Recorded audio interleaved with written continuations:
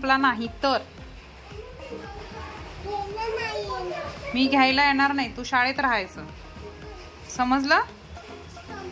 सगळं संपवणार नक्की? प्रॉमिस? प्रॉमिस बोल. प्रॉमिस संपवायचा.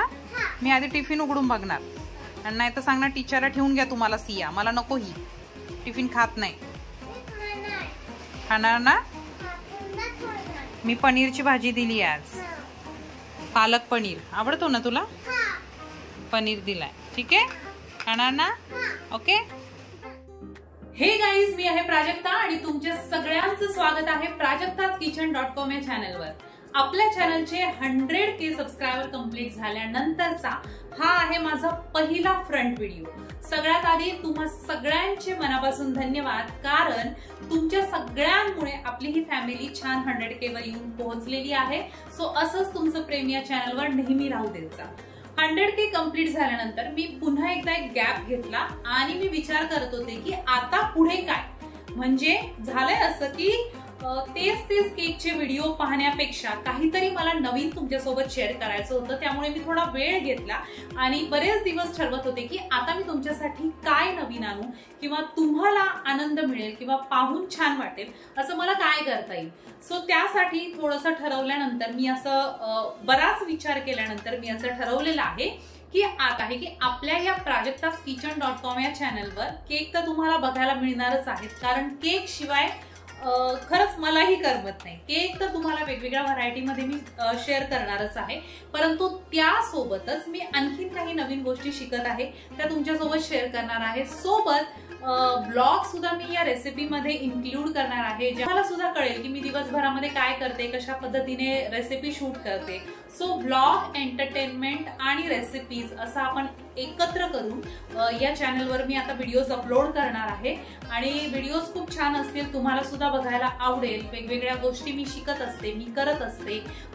सो त्या सगळ्या गोष्टी मी तुमच्यासोबत शेअर करणार आहे. त्यामुळे थोडंसं थांबून तुम्हाला छान एंटरटेन करण्यासाठी मी पुन्हा एकदा तुमच्या समोर येणारच आहे, छान छान रेसिपीज आणि त्याबरोबर माझे डेली ब्लॉग्स घेऊन. तर अशा प्रकारे थोडासा चॅनलमध्ये मी बदल केलेला आहे आणि आज मला एक केक बनवायचा आहे. त्या केकची मी तयारी करून ठेवलेली आहे. आज माझ्या 2-3 गोष्टी मी शेड्यूल केलेल्या आहेत. आज मला एक पार्लरची मी अपॉइंटमेंट घेतलेली आहे, सो ती घरी येऊन थोडंसं फेशियल वगैरे करणार आहे. सो सगळ्या गोष्टी आपण आज बघणार आहोत आजच्या ब्लॉग मध्ये.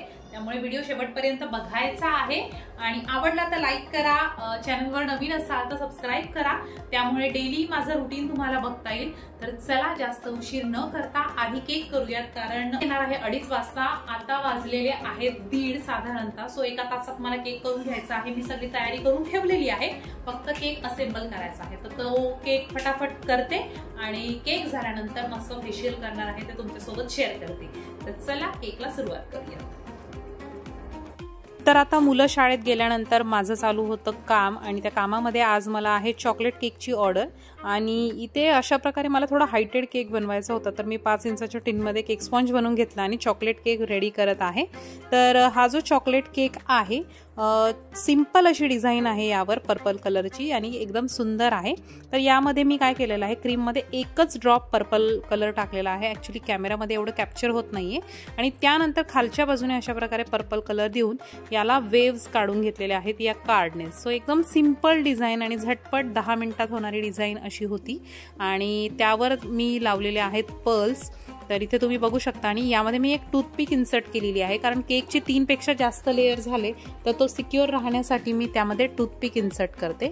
तर आता माझ्याकडे 3 साईजचे पर्ल होते, ते पर्ल मी लावलेले आहेत. आणि त्यानंतर ॲक्च्युली त्यांनी मला याच कलरचे बटरफ्लाय सांगितले होते, परंतु माझ्याकडे अवेलेबल नव्हते. सो मी गोल्डन लावून अशा प्रकारे हा केक कंप्लीट केला आणि केक फ्रीजमध्ये ठेवून दिला. त्यानंतर वेळ आली, पार्लरवाली दीदी आलेली आहे आणि ती करते माझं फेशियल. सो सगळ्या गोष्टी अशा ठरवून ठेवलेल्या असतात, त्या दिवशी होतात, कधी कधी नाही होत.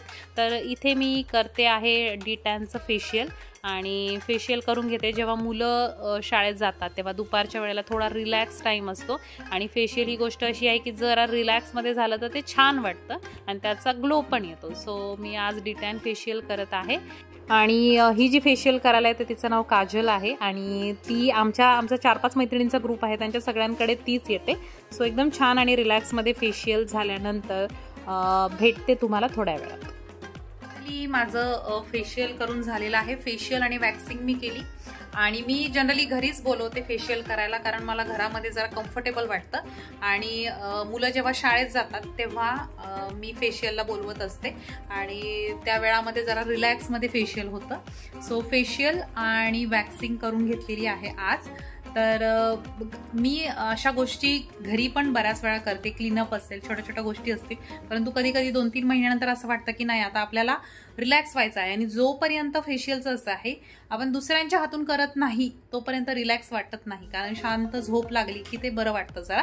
पण आज निवांत असं नाही झालेलं, कारण मी शूटिंगच्या नादामध्ये बऱ्याच वेळा उठ बैस करत होते.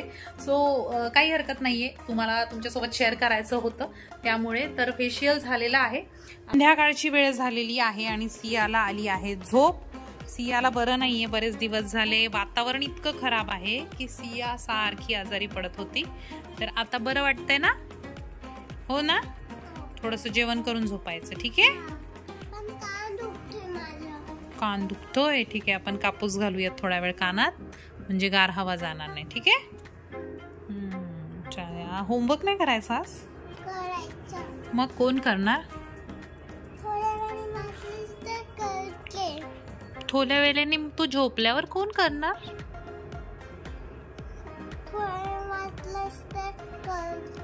कळती, ठीक आहे ठीक आहे, चालेल. थोड्या वेळ लोळ, मग थोड्या वेळाने होमवर्क करून मग झोपायचं. उद्या सुट्टी आहे पण ठीक आहे, आज होमवर्क करायचा पूर्ण. तर तिकडे सिया झोपली आहे. तू काय करतोयस? एक्झाम कधीपासून आहे आता आपली? तर अभ्यास होमवर्क करतोयस ना? होमवर्क करून घे आणि मग नंतर रीडिंगला बस, ठीक आहे? जेवण बनवायचं आहे. मुलांचं म्हणणं आहे की पराठा कर, तर बघते काहीतरी पराठ्याला आहे का. आज ॲक्च्युली मला बाजारात जायचं होतं परंतु इतका पाऊस होता तर त्यामुळे थोडासा कंटाळा केला, कारण पावसात चिडचिडीमध्ये जायचा थोडासा कंटाळा येतो मला, तर त्यामुळे गेले नाही. केकची पण ऑर्डर होती, पार्लरचं पण एक अपॉइंटमेंट होती त्यांची, त्याच्यामुळे आज सगळा वेळ त्यामध्येच गेला. आणि आता काहीतरी स्वयंपाक करते, मुलांसाठी खायला करते छान. तर आज मी थोडासा ब्लॉग पण तुमच्यासोबत शेअर केला. मी मुद्दाम फेशियल माझं इन्क्लूड केलं या व्हिडिओमध्ये, कारण इथून पुढे मी तुम्हाला थोडंसं ब्युटी रिलेटेड किंवा मी त्या क्षेत्रामध्ये, मला तुम्हाला मागे पण मी थोडे व्हिडिओ टाकले होते ॲक्च्युली त्यामध्ये, की मला त्या क्षेत्रामध्ये थोडीशी आवड निर्माण होत आहे आणि त्यामुळेच ठरवलं आहे की जे मी करते ते तुमच्यासोबत शेअर करेल, कारण मला हल्ली मेकअपमध्ये वगैरे थोडासा असा इंटरेस्ट वाटायला लागलेला आहे आणि मी बऱ्याच वेळा प्रयत्न करत असते. तर ते जे सगळं मी शिकते आहे ते तुमच्यासोबत शेअर करणारच आहे. तर चला, मुलं झोपायच्या आत, आता सिया हल्ली लवकर झोपायला लागली, संध्याकाळी 8-8:30ला झोपी जाते. सो त्याच्या आधी मी काहीतरी त्यांना खायला करते छान आणि मग येस पराठा करूयात आणि मग बाकीचा आवरते. सो तर आता सुरुवात केलेली आहे मी एक नवीन प्रकारचा पराठा बनवायला, कारण माझ्याकडे स्टफिंगसाठी पराठ्याला काहीही नव्हतं. सो मी स्वीटकॉर्न पराठा बनवायचा विचार केला. माझ्याकडे मक्याचं जे कणीस असतं स्वीटकॉर्नवालं ते होतं. सो ते मी चांगलं असं बारीक चॉप करून घेतलं. त्यानंतर कांदा, काही मसाले त्यामध्ये ॲड केलेले आहेत, लाल तिखट, हळद, मीठ आणि 1-2 छोटे छोटे बटाटे ॲड केलेले आहेत, ज्यामुळे स्टफिंग छान मिळून येईल. तर अशा प्रकारे सगळं स्टफिंग केल्यानंतर थोडंसं स्वीटकॉर्न जे होते ते कच्चे होते आणि त्याला मी थोडंसं वाफ देऊन घेतली आणि त्यानंतर अशा प्रकारे जसं आपण आलू पराठा करतो त्या प्रकारे अशी स्टफिंग तयार करून घेतलेली आहे. तर स्वीटकॉर्नचं प्रमाण थोडं जास्त ठेवलं, कारण हा स्वीटकॉर्न पराठा आहे आणि छोटे छोटे छान पराठा लाटून घेतलेले आहेत आणि खूप छान झाले होते, टेस्टी झालेले होते. आणि त्यानंतर त्याला खरपूस असं भाजून घ्यायचं आहे. जर तुम्हाला चालत असेल तर तुम्ही ना थोडंसं तेलाचं प्रमाण जर जास्त टाकलं तर पराठे जे आहेत एकदम खरपूस आणि क्रिस्पी छान लागतात. मला तरी तसेच आवडतात. सॉफ्टवाला पराठा मला नाही आवडत, थोडासा खरपूस आणि क्रिस्पी पराठा असतो. काय झालं पराठ्यात? जास्त स्वीटकॉर्न झालं. मग तो स्वीटकॉर्नच पराठा आहे ना? आलू पराठ्यात काय असतं? मग स्वीटकॉर्न पराठ्यात काय असणार? स्वीटकॉर्न. मग छोटासा ब्लॉग तुम्हाला आवडला असेल. कसा वाटला आणि असे थोडेसे एंटरटेनमेंट वाले सब्जेक्ट तुम्हाला बघायचे असतील तर कमेंट करून नक्कीच सांगा. तर भेटूयात पुन्हा एकदा एका नवीन ब्लॉग मध्ये. तोपर्यंत बाय बाय. Bye bye.